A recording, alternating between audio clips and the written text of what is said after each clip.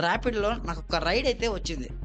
Pickup location JBS, drop location Sangareddy. JBS నుంచి 60 kilometre ఏమో చూపిస్తుంది. నేను కూడా పికప్ లొకేషన్‌కి దగ్గరగానే ఉన్నా. చాలా ఖుషి అయిపోయినా. అరే! 60 కిలోమీటర్‌కి రూ. 750 చూపిస్తుంది. రూ. 150 కమిషన్ పోయినా నాకొక రూ. 600 ఎర్నింగ్స్ వస్తాయని చెప్పి పికప్ లొకేషన్‌కి వెళ్లి కాల్ చేస్తే ఆయనకి తెలుగు రాదు. ఓకే. హిందీలో మాట్లాడుతున్నారు. అంటే నాకప్పుడే అర్థమైంది. వీళ్ళు మన హైదరాబాద్ వాళ్ళు కాదు. వేరే అదర్ స్టేట్ వాళ్ళు అని చెప్పి. వాడేమంటున్నాడంటే లోపల నా వైఫ్ ఉంది. ఆమెని సంగారెడ్డి డ్రాప్ చేయాలి. నేను నీకు అమౌంట్ ఆన్‌లైన్ చేస్తాను. నీ దగ్గర క్యాష్ ఉంటే వాళ్ళకిచ్చేసేయి అని చెప్పేసి అన్నాడు. ఏమంటున్నాడంటే రూ. 750 బిల్ వచ్చింది. నేను రూ. 1000 కొడతాను.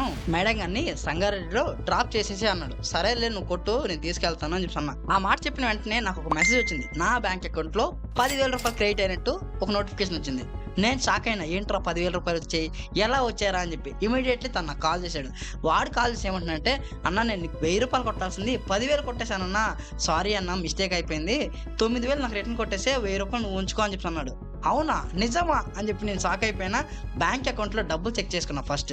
ఎందుకంటే అందరిలా మనం కూడా గొర్రె కాదు కదా! రూ. 10,000 వచ్చాయంటే ప్రూఫ్ చూసుకోవాలి కదా! మన అకౌంట్‌లో డబ్బులు ఉన్నాయా లేదా అనేది.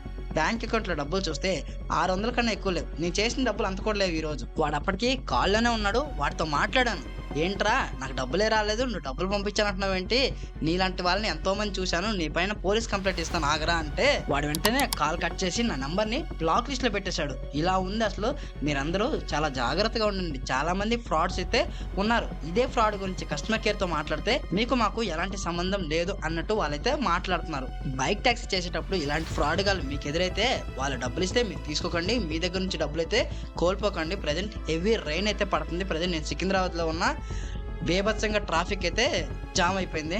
ఇక్కడ నుంచి ఇక నాకు చుక్కలు కనిపిస్తాయి. వర్షం పడితే మన హైదరాబాద్‌లో హెవీ ట్రాఫిక్ అయితే ఉంటుంది.